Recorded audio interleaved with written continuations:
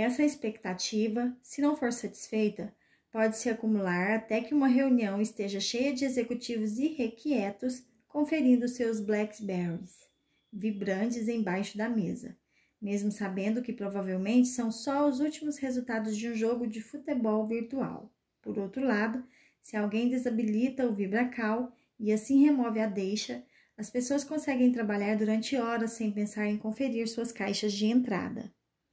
Cientistas estudaram os cérebros de alcoólatras, fumantes e comedores compulsivos e mediram como sua neurologia, as estruturas de seus cérebros e o fluxo de substâncias neuroquímicas dentro de suas cabeças se altera conforme seus anseios se tornam arraigados. Hábitos especialmente fortes, escreveram 2 pesquisadores da Universidade de Michigan, geram reações semelhantes às de vícios, de modo que o desejo evolui para um anseio obsessivo, que pode forçar nossos cérebros a entrar em piloto automático, mesmo diante de fortes desincentivos, incluindo perda de reputação, emprego, lar e família. No entanto, esses anseios não têm plena autoridade sobre nós. Como explica o próximo capítulo, há mecanismos que podem nos ajudar a ignorar as tentações.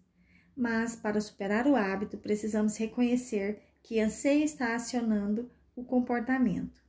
Se não temos consciência do prazer antecipado, então somos como os compradores que, como se atraídos por uma força invisível, acabam entrando na Cinnabon. Para entender o poder dos anseios na criação de hábitos, pensemos em como surgem os hábitos de fazer exercícios. Em 2002, pesquisadores da Universidade do Estado do Novo México queriam entender por que as pessoas se exercitam habitualmente. Eles estudaram 266 indivíduos, a maioria dos quais se exercitava pelo menos 3 vezes por semana. O que descobriram era que muitos deles tinham começado a correr ou levantar pesos quase por um capricho, ou porque de repente tinham tempo livre ou queriam lidar com tensões inesperadas em suas vidas. No entanto, o motivo de eles continuarem, de isso se tornar um hábito, era devido a uma recompensa específica pela qual começaram a ansiar. Em um grupo, 92% das pessoas disseram que se exercitavam habitualmente porque aquilo as fazia se sentirem bem. Elas passaram a esperar e ansiar pelas endorfinas e outras substâncias neuroquímicas que uma sessão de exercícios proporcionava. Em outro grupo, 67% das pessoas disseram que fazer exercícios lhes dava uma sensação de realização. Elas tinham passado a ansiar por um senso reiterado de triunfo, proveniente do ato de acompanhar seu desempenho, e essa autorrecompensa bastava para transformar a atividade física no hábito. Se você quer começar a correr toda manhã, é essencial que escolha uma deixa simples, como sempre amarrar os cadarços dos tênis antes do café da manhã ou deixar suas roupas de corrida ao lado da cama. E uma recompensa clara, como uma guloseima no meio do dia, um senso de realização ao registrar quantos quilômetros você correu ou a dose de endorfina que uma corrida proporciona. Porém, incontáveis estudos demonstraram que uma deixa e uma recompensa por si sós não são suficientes para que o novo hábito dure. Só quando seu cérebro começar a nutrir uma expectativa pela recompensa, ansiar pelas endorfinas ou pelo senso de realização, é que o ato de amarrar os cadarços dos tênis de corrida toda manhã se tornará automático. A deixa, além de deflagrar uma rotina, também precisa deflagrar um anseio para que a recompensa venha. Deixa eu te perguntar sobre um problema que tenho, eu disse a Wolfram, o neurocientista, depois que ele me explicou como o anseio surge. Tenho um filho de 2 anos, e quando estou em casa dando jantar para ele, nuggets de frango e coisas desse tipo, pego um sem pensar. É um hábito. E agora estou ganhando peso. Todo mundo faz isso, disse Schutz. Ele mesmo tem 3 filhos, todos adultos agora. Quando os filhos eram novos, beliscava o jantar deles sem pensar. Em alguns aspectos, ele me disse, somos como os macacos. Quando vemos frango ou fritas na mesa, nosso cérebro começa a sentir um prazer antecipado por essa comida, mesmo se não estamos com fome. Nossos cérebros estão ansiando por ela. Francamente, eu nem gosto desse tipo de comida, mas de repente é difícil lutar contra o impulso.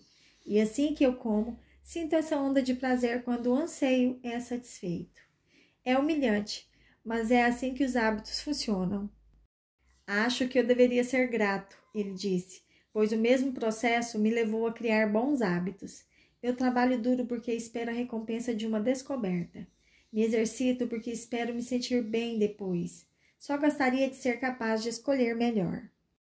Após a desastrosa entrevista com a mulher dos gatos, a equipe de Drake, na P&G, começou a procurar ajuda fora dos canais de sempre. Começaram a ler sobre experimentos como aqueles realizados por Wolfram. Pediram que um professor da Howard School realizasse testes psicológicos para as campanhas publicitárias do Febreze. Entrevistaram um consumidor após o outro, procurando alguma coisa que lhes desse uma pista de como tornar o Febreze parte integrante da vida dos consumidores. Um dia, eles foram falar com uma mulher no subúrbio perto de Stockdale. Ela tinha mais de 40 anos e 4 filhos.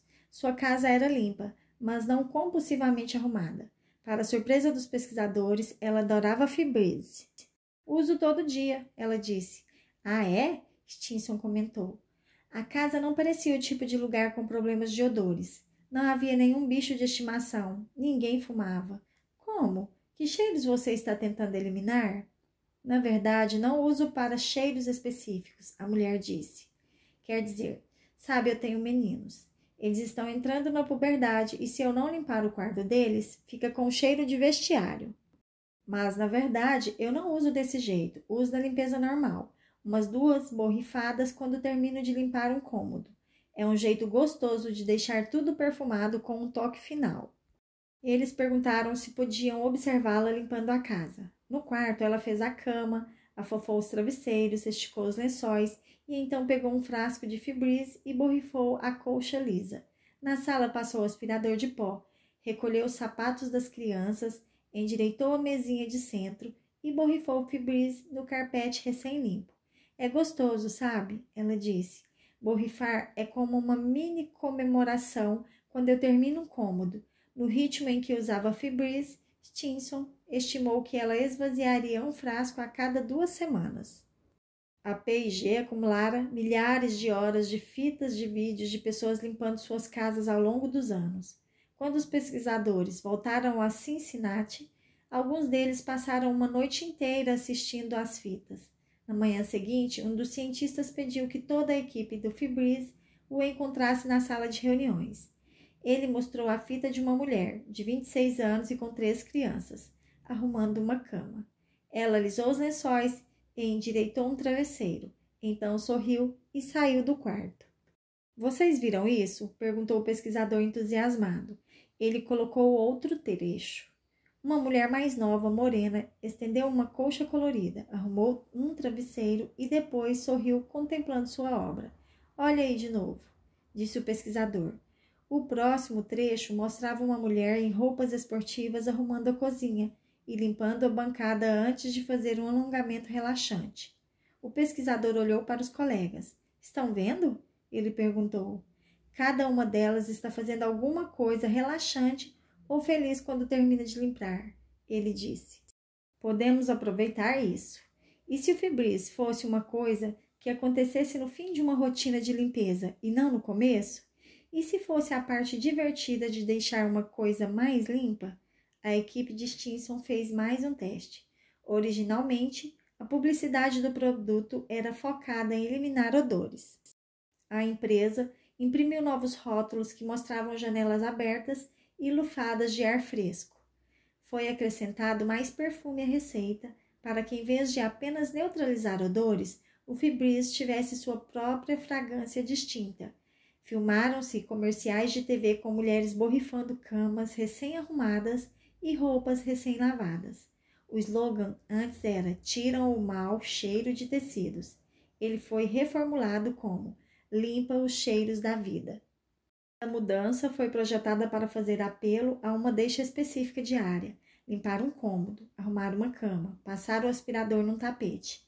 Em cada uma delas, o Febreze foi apresentado como uma recompensa, o cheiro bom que acontece no final de uma rotina de limpeza. Mais importante, cada anúncio foi calibrado para evocar em anseio o de que as coisas tenham um cheiro tão bom quanto sua aparência quando o ritual de limpeza é concluído. A ironia é que um produto feito para neutralizar odores foi transformado no contrário disso. Em vez de eliminar o cheiro em tecidos sujos, ele tornou-se um perfumador de ar usado como toque final, depois que as coisas já estão limpas.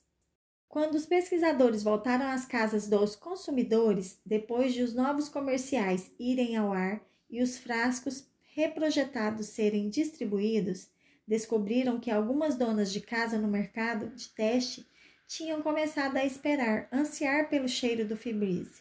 Uma mulher disse que quando seu frasco acabava, ela espirrava perfume diluído na roupa lavada. Agora, se eu não sentir um cheiro bom no final, não parece realmente limpo, disse a eles. A guarda florestal, com o problema dos gambás, nos colocou na direção errada, Stinson me disse. Nos fez pensar que o Febreze teria sucesso oferecendo uma solução para um problema. Mas quem quer admitir que sua própria casa fede? Estávamos encarando a questão toda do jeito errado. Ninguém anseia pela ausência de odores. Por outro lado, muitas pessoas anseiam por um cheiro bom depois que passaram 30 minutos limpando. O loop do hábito do Febreze. O relacionamento do Febreze aconteceu no verão de 1998. Dentro de 2 meses, as vendas duplicaram. Dentro de um ano, os consumidores tinham gasto mais de 230 milhões de dólares no produto.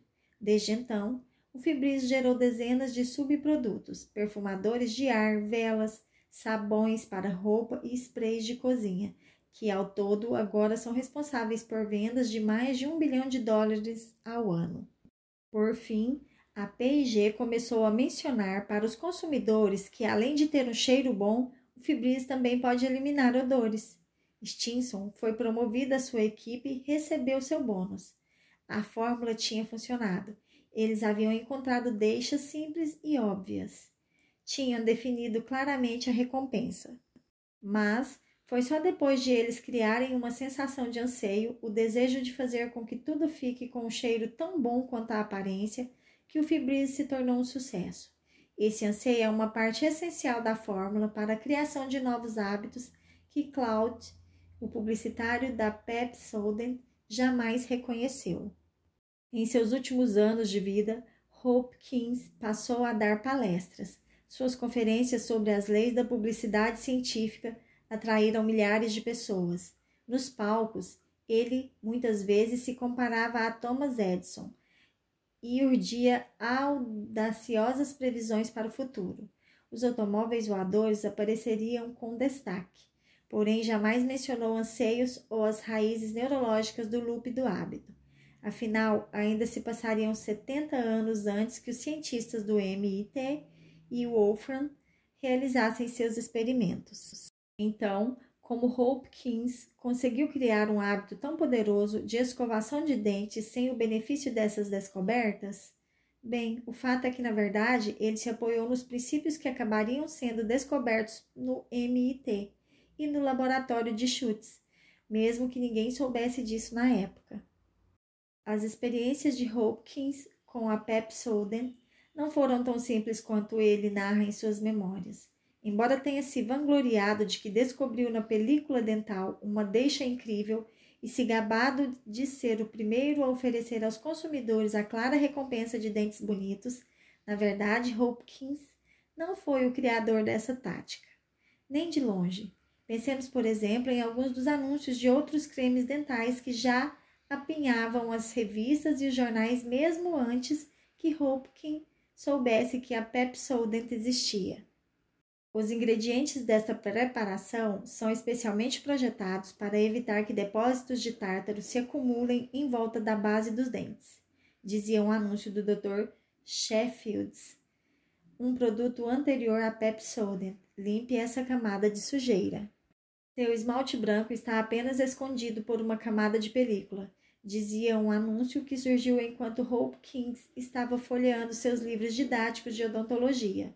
O creme dental Sanitol restaura rapidamente a brancura original, removendo a película. O charme de um sorriso encantador depende da beleza dos seus dentes, proclamava um terceiro anúncio. Dentes lindos, lisos como cetim, muitas vezes são o segredo da atração de uma menina bonita. Use o creme dental SS White. Dezenas de outros publicitários já tinham usado a mesma linguagem que Pepsodent anos antes de Hopkins entrar em campo. Todos os seus anúncios tinham prometido remover a película dental e oferecido belos dentes brancos como recompensa. Nenhum deles tinha funcionado. Mas, depois que Hopkins lançou sua campanha, as vendas de Pepsodent foram às alturas. Por que a Pepsodent era diferente? Porque o sucesso de Hopkins foi movido pelos mesmos fatores que fizeram o macaco Júnior puxar a alavanca e as donas de casa borrifarem Febreze nas camas recém-arrumadas. A Pepsodent criou um anseio. Hopkins não gasta nenhum espaço em sua autobiografia discutindo os ingredientes da Pepsodent, mas a receita listada no pedido de patente do creme dental e os registros da empresa revelam algo interessante. Diferente de outras pastas da época, a Pepsodent continha ácido cítrico, bem como doses de óleo de hortelã e outras substâncias químicas. O inventor da Pepsodent usou esses ingredientes para fazer com que as pastas tivessem um sabor refrescante, mas eles também surtiram outros efeitos imprevistos. São substâncias irritantes que criam uma sensação gelada e ardida na língua e gengiva. Depois que a Pepsodent começou a dominar o mercado, pesquisadores de empresas concorrentes quebraram a cabeça para entender por quê. O que descobriram foi que os consumidores diziam que, se esquecessem de usar Pepsodent, percebiam seu descuido, pois sentiam falta daquela sensação gelada e ardida na boca. Eles esperavam, ansiavam por essa leve irritação. Se isso não estivesse presente, não sentiam que suas bocas estavam limpas. Hopkins não estava vendendo dentes bonitos, estava vendendo uma sensação. Uma vez que as pessoas passaram a ansiar por esse ardidinho gelado, uma vez que passaram a associar isso à limpeza, escovar os dentes tornou-se um hábito. Quando outras empresas descobriram o que Hopkins realmente estava vendendo, passaram a imitá-lo. Dentro de poucas décadas, quase todas as pastas de dente continham óleos e produtos químicos que faziam as gengivas arderem. Em pouco tempo, Pepsodent começou a ser superada em vendas. Mesmo hoje, quase todo o creme dental contém aditivos com a única função de fazer sua boca arder depois que você escova os dentes. O verdadeiro loop do hábito da Pepsodent. O consumidor precisa de algum tipo de sinal de que um produto está funcionando, me disse Tracy, gerente de marca de cremes dentais Oral-B e Crest Kids. Podemos fazer um creme dental com sabor de quase tudo, framboesa, chá verde, e contanto que tenha uma sensação gelada e ardida. As pessoas sentem que sua boca está limpa. A sensação ardida não faz o creme dental funcionar melhor, só convence as pessoas de que ele está cumprindo sua função.